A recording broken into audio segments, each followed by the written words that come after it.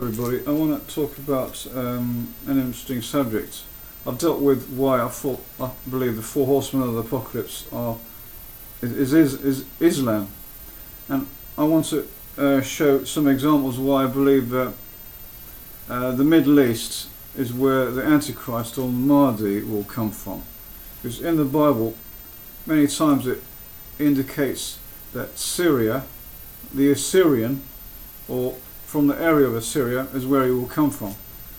I will read chapter 8 of Daniel, chapter 8, verse 1. In the 3rd year of the kingship of Belshazzar, the king, there was a vision that appeared to me, even me, Daniel.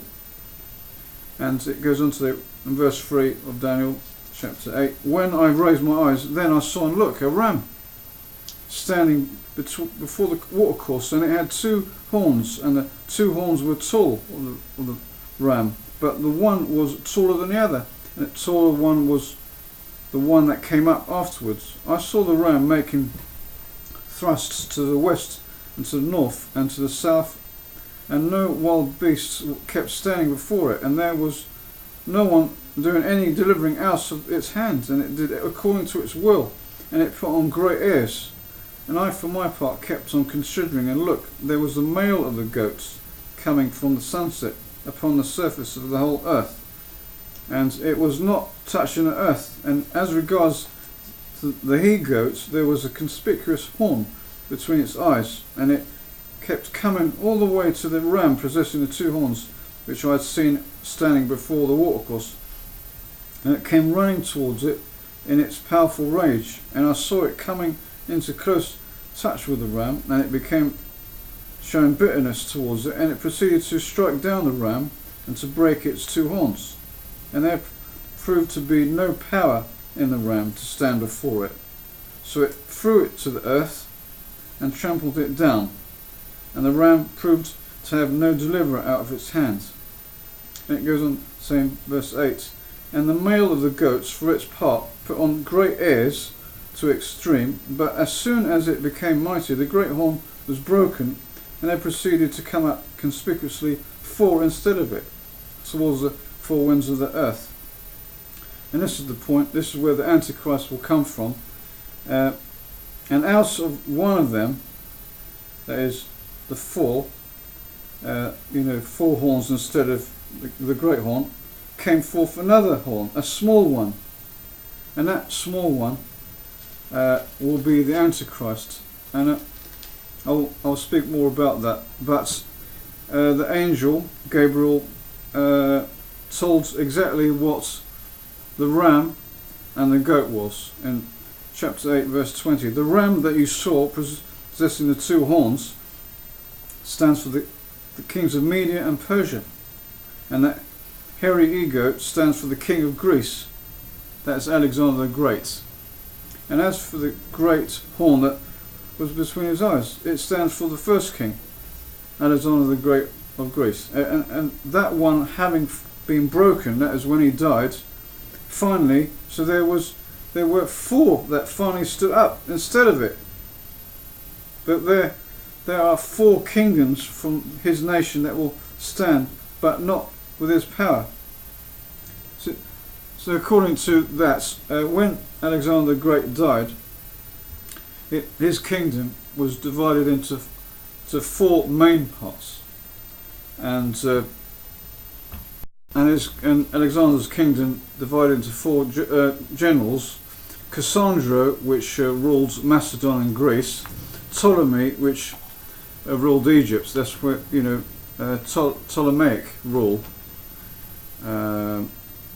As Egyptian pharaohs were called Ptolemy, but they were from Macedon. So you got Cassandra, Macedonia, and Ptolemy, Egypt, like Lysimachus, Lysimachos. He ruled Bulgaria or Turkey, and Thrace, and Seleucid ruled Syria, and I believe that was where the little horn came from. And it says, out of these, one of them, there came forth another horn, a small one.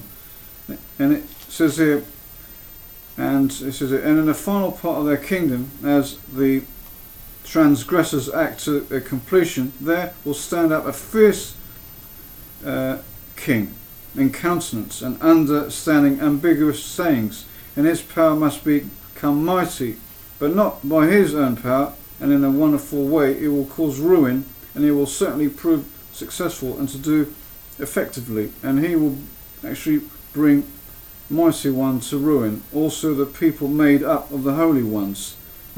And according to his insight, he will also certainly cause deception to succeed in his hands, and in his heart he will put on great airs, and during the freedom from care he will bring many to ruin, and against the princes he will stand up. But he will be without hand, that he will be broken. It goes on to say, he is the one that will end up the Antichrist. It's historically been proven that was according to a lost book of the Bible, or removed by the Vatican, the first book of Maccabees, which is here, Maccabees there. It shows that Antiochus the fourth of Epiphanes was the little horn that came out of the Greek Empire when it divided.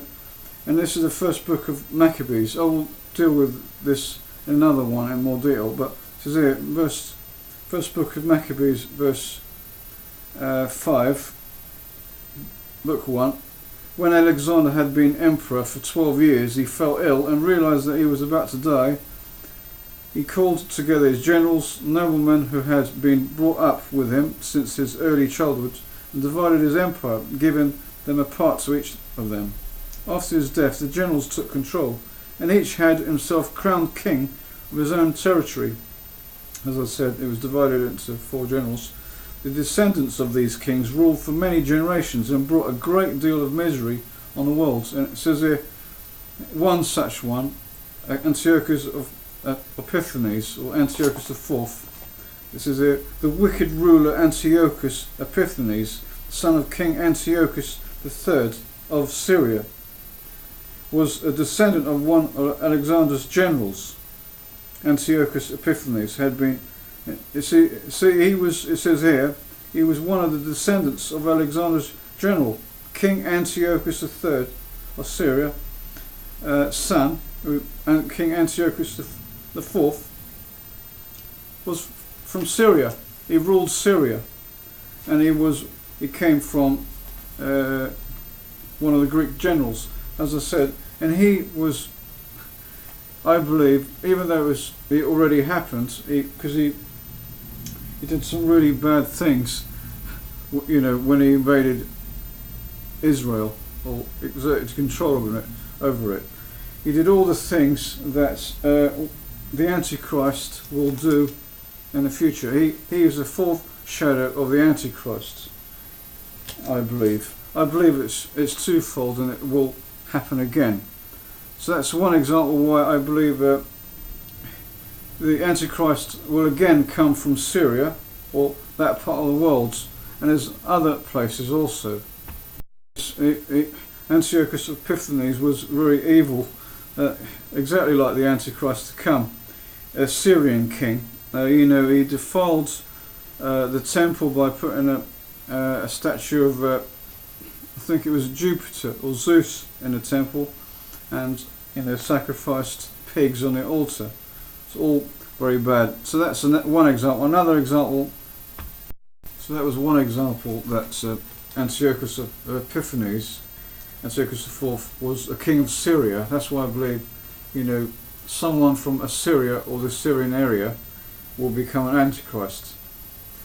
Not from Europe. So another example is Micah chapter 4, verse 1. And it must occur in the final part of the days, that's in the last days, the mountain of the house of Yahweh will become firmly established above the top of the mountains, and it will certainly be lifted up above the hills, and to its people must stream. And in chapter 5 of Micah, And at this time you make cuttings upon yourself, O daughter of an invasion. A siege he has laid against us with the rod, and they will strike upon the cheek of the judge of Israel. An invasion and of Israel in the near future. And you, O Bethlehem of Ephrathah, the one too little to get to be among the thousands of Judah, from you there will come out to me the one who is to become ruler in Israel, whose origin is from early times, from the days of time indefinite. Therefore he will give them up until the time that she who is giving birth actually gives birth, and the rest of his brothers will return to the sons of Israel. And he will certainly stand and do shepherding in the strength of Yahweh, in the superiority of the name of Yahweh as God. And they will certainly keep dwelling for now. He will be great as far as the ends of the earth. And this is it. And this one must become peace. He's going to do a peace covenant with Israel. And for the Assyrian when he comes unto our lands. So again, it mentions the Assyrian. When he comes into our land and when he treads upon our dwelling towers, we shall also have to raise up against him 7 shepherds. Yes, 8 dukes of mankind, and they will actually shepherd the land of Assyria with a rod, and the land of Nimrod and its entrances, and he will certainly bring about the deliverance from the Assyrian. See, again it talks about the Assyrian. I'll show you a little picture. This is a map of ancient Assyrian Empire, where it covered. I believe the Assyrian will either come from Syria or the location of the Assyrian Empire, which covered Assyria, Nineveh is the capital, Babylon, Phoenicia and Palestine and Anatolia. But today that's in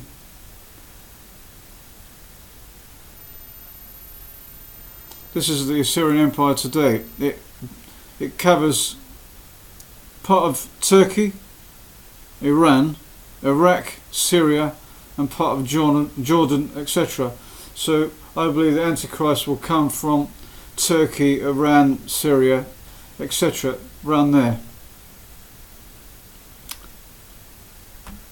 and not from Antichrist from somewhere in Europe. As you can see, this is a hieroglyph of an Assyrian, an ancient Assyrian. And remember the rider on the white horse in Revelation chapter 6. Don't they look identical? He's on a horse with a bow. And as far as Assyrians, I found out they had a reputation to be great charioteers and great with the slingshot shots. But more importantly, they were great cavalry men, is riding horses, and great archers, exactly as the Antichrist with the in Revelation chapter 6 shows with a horse and bow. And doesn't that remind you of Nimrod? I believe that the Assyrian will have the spirit of the Nimrod, the evil hunter, as it says here in Genesis chapter 10 verse 8, and Cush, who was Ham's son of Ham were Cush, and Cush became father to Nimrod. He became the start becoming a mighty one in the earth, and displayed himself as a mighty hunter in opposition to God. That's why there is a saying, just like Nimrod, a mighty hunter in opposition to God, or an anti-God or anti-Christ, you could say.